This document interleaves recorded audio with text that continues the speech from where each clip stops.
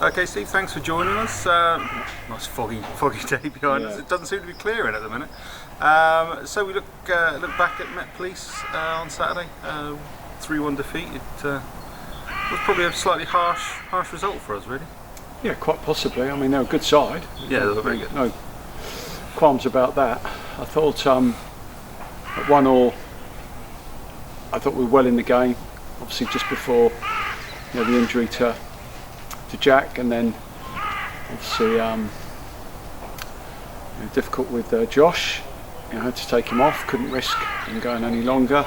And Antonio with COVID just couldn't breathe. So those three substitutions somewhat scuppered the game for us, and that's the way I felt. I thought up until then we were very much in the game. I think Sam Ashton had a really good chance far post just before the injury, and if that had gone in, I'm not saying it would have been a different game, because we'd still have had to take those three lads off, and it would have been difficult to see that last 25 minutes out. And the problem is, when you take those lads off, you're not replacing like for like.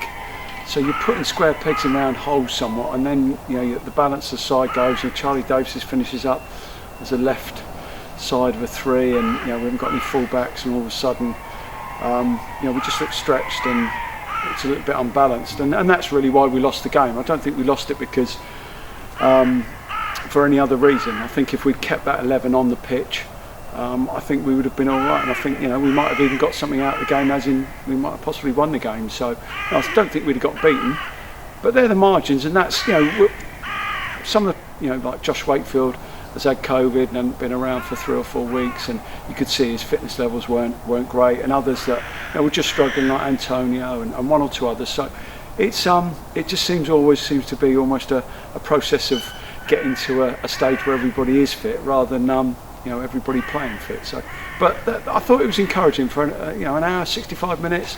I thought we did okay. So there's room for improvement, certainly, but there's a glimmer of light as well. Yeah, I mean, I was speaking up in the bar to people after full time, and everybody's very positive. So they saw it as a step in the right direction.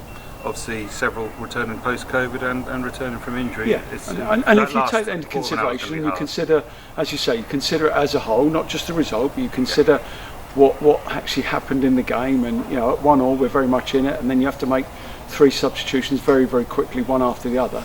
And I think you could see the difference in the side as soon as we made those substitutions.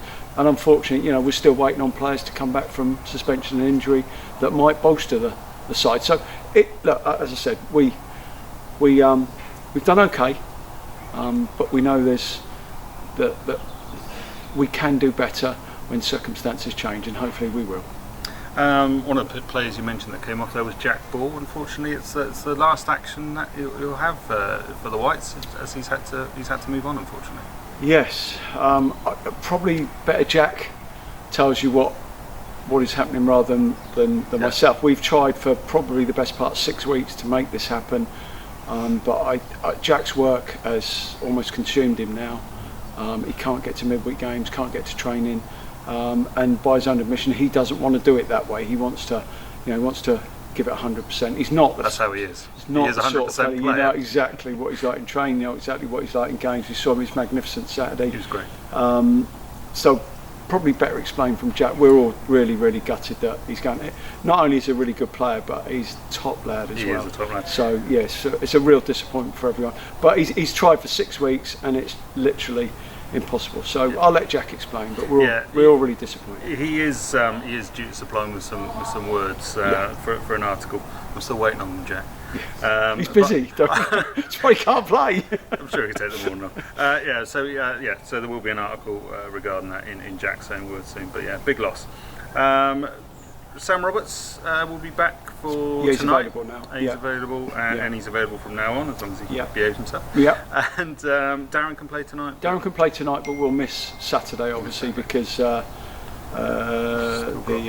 way that it works is that they don't count as your suspension. They don't count as a game against your suspension either. So I struggled to get that out as much as I did to explain it, unfortunately. But yes, Darren can play tonight, but he can't play Saturday.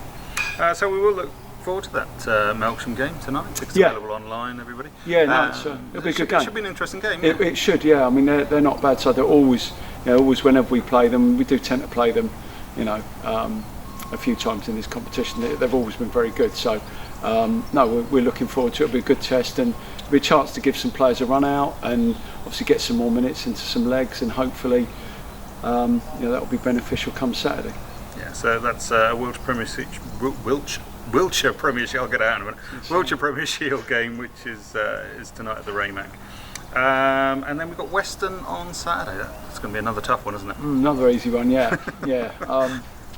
I mean, I think the same as everything. Not so much. I mean, we know that they're going to be a good side. We know, got some really good players, really decent budget, and as and continues to recruit. So we know that they're going to be a really tough proposition. They're on a good run of form.